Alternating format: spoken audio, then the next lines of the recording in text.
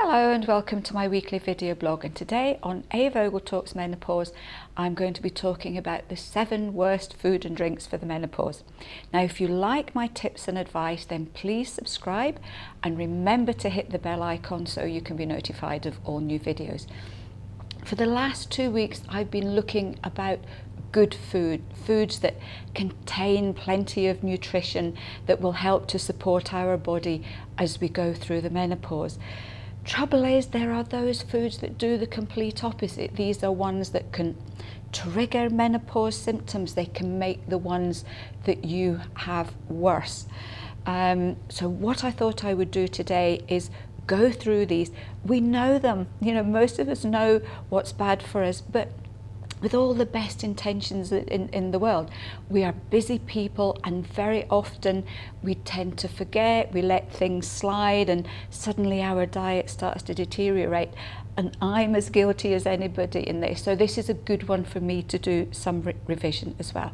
So I thought I would look over these 7 groups of foods and just go over them again.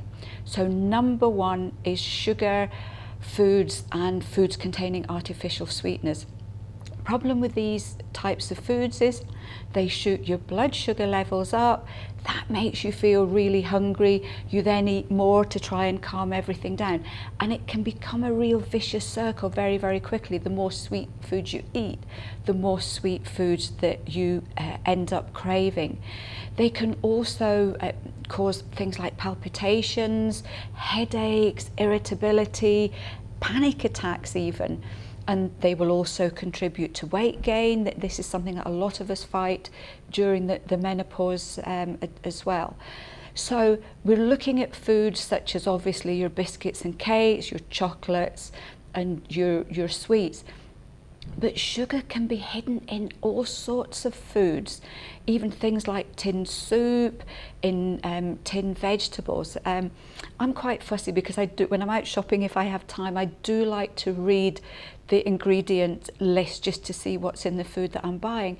And I was really surprised not long ago because I was looking for some cooked salmon, and when I read the list, there was sugar nearly at the top of it, and I'm thinking, why on earth is there sugar in cooked salmon? So really be aware of the sugar that's hidden, because on a daily basis that can add up to quite a lot that you've added into your diet and unbeknown to you. Also be aware of artificial sweeteners. I really would try and avoid them if you can. They can stress the liver, they can cause problems with your blood sugar control as well. So these are ones where I'd say don't just cut down, but try to avoid them as much as you can. If you're looking for alternatives here, if you've got a little bit of a sweet tooth, then a couple of medjool dates, they're absolutely fabulous. And the great thing is, because they're very nutritionally dense, that is, they pack a big punch for such a little bit of food, then you really can't overeat with them. A couple is usually enough because they're really nice and sweet. Look at dark chocolate in moderation, just a little bit if you need to. You can also look at natural sweeteners. There's loads down your health food shop, so go down and have a look. Especially if you do a lot of cooking or baking, you can substitute these from ordinary sugar. Look at fruits as well, but just have those in moderation. Number 2 is high saturated fats. So we're looking here, a lot of saturated fats in your diet will contribute to weight gain, but could also make you more vulnerable to heart disease. And unfortunately, women going through and after the menopause, because of low estrogen, are much more vulnerable to heart disease and heart attacks. So this is something you really need to be careful of. So we're looking at high fat meats. So these tend to be your processed meats such as sausages, bacon, pies, full fat dairy products, and a lot of other sort of foods, processed foods that contain high fat. The alternatives here, you'd be looking at maybe lean meats, dairy products. I would cut down on dairy products if you like the high fat variety.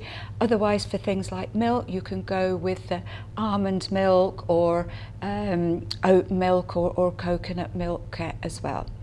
Number 3 is caffeine. This is practically the number one enemy of the menopause.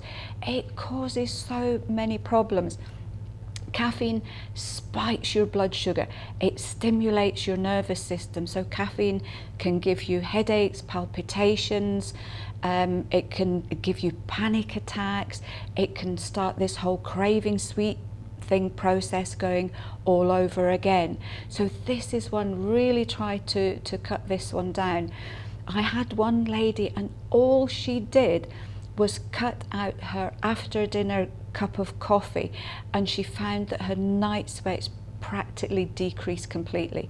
So this is one that I would say, if you want to have coffee, have it before 12 o'clock, because even that mid-afternoon coffee can rev up your nervous system enough to still have an effect when you're wanting to go to bed.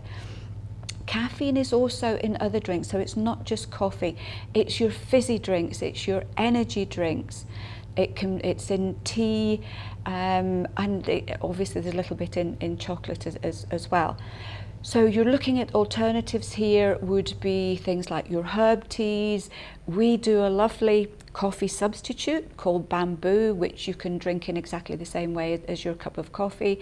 You can look at green teas. Now they do contain a little bit of caffeine, but not as much as your normal tea and coffee. Number 4 is your salty foods. Believe it or not, high salt foods can have exactly the same effect on you as high sugar foods. They can rev up your nervous system, and they can cause things like palpitations. They can cause your headaches, anxiety, and your panic attacks, and your hot flushes and night sweats. So this is one to really try and cut down as much as you possibly can. The other thing that salt does, if you eat a lot of salt, that's going to dehydrate you. And for those of you who've been with me for a long time, you'll know that dehydration is behind a whole raft of menopause symptoms. So really keep your salt intake down. Foods that these are in, obviously it tends to be your processed foods, your processed meats, things like your bacon and your sausages. But it, again, like sugar, it can be hidden. I was really surprised to see that some of these boxed breakfast cereals are really quite high in salt as well as sugar. So again, if you're not sure if salt is in something, read the label. If it's near the top of the list, then you know that the amount per serving is going to be quite high. If you're looking for alternatives, we do a lovely low salt. It's called Herbamari low salt. You could just try putting use less in cooking. A lot of people put salt in dishes as they're cooking them, so maybe leave until the end, until you're serving, and then just put a little bit on as you're having your dinner to eat.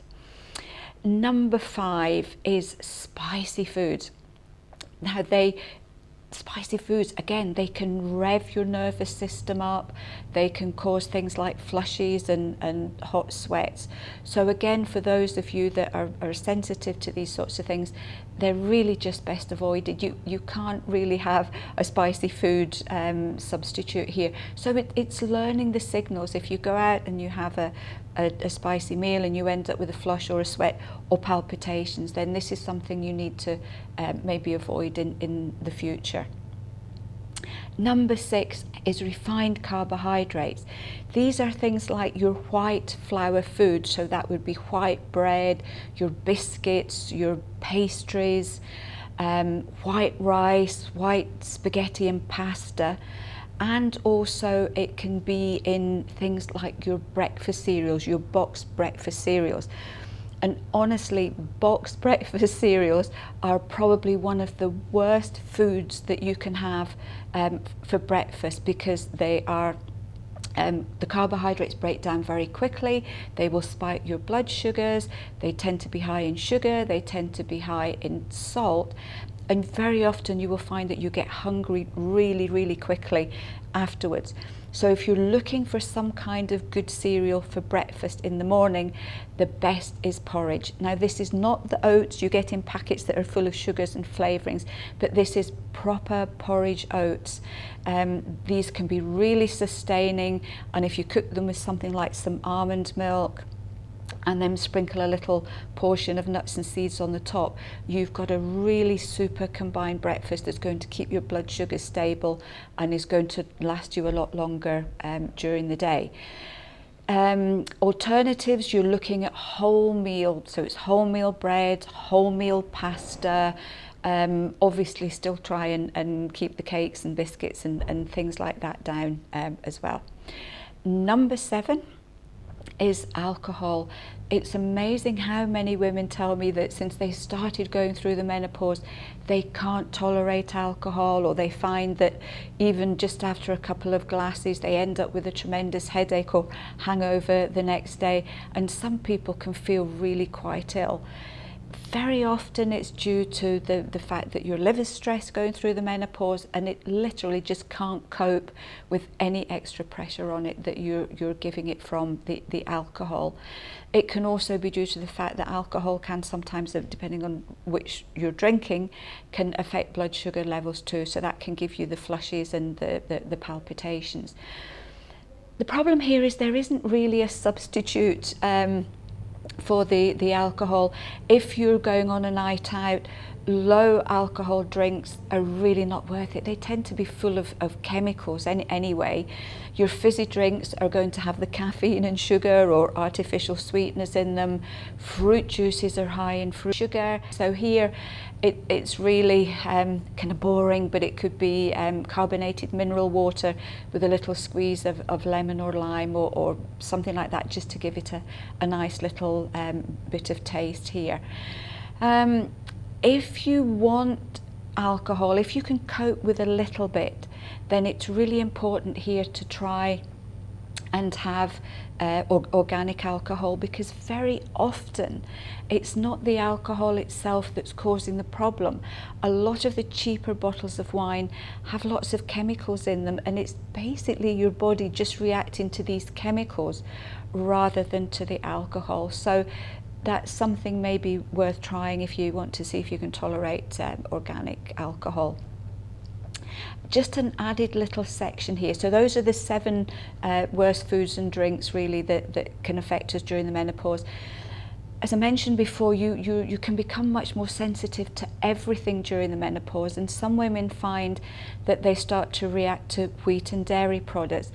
Wheat especially can bloat you, it can cause constipation, it can cause cramping, it can cause wind. So if you think that you're getting a bit more sensitive to these foods, keep a diary maybe for a week or so and look at the foods that you've eaten, whether they're wheat or dairy products, and just make a note, and that might give you a clue as to whether this is something that you might have to look into just that little bit further. What happens if you're in a situation where you can't avoid these foods and drinks? All I would say here, my kind of rule is when I'm out, if I'm going out for a meal or going out with some friends, is if you have to have something bad, make sure it's the best of the bad. So if you're out for a meal, just have as much vegetables as you can and try and avoid the really fatty foods if at all possible. Try again with the organic alcohol if possible. If you are looking for sweets, if you're looking for coffee, just remember that cocoa and coffee are 2 of probably the most sprayed crops on the planet. So the cheaper versions, we don't know, they may be contaminated with some of these chemicals. So if you want a little cup of coffee or if you want some chocolate, again, go for organic, and then you know that at least you're not taking things that could be quite as bad as what they are. So I hope this has given you a little reminder. As I said before, I have to watch everything I eat too, because things can slide at the end of the day.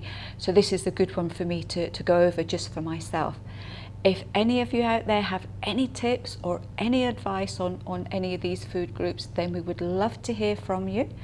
And until then, I will see you next week for another edition of A.Vogel Talks Menopause.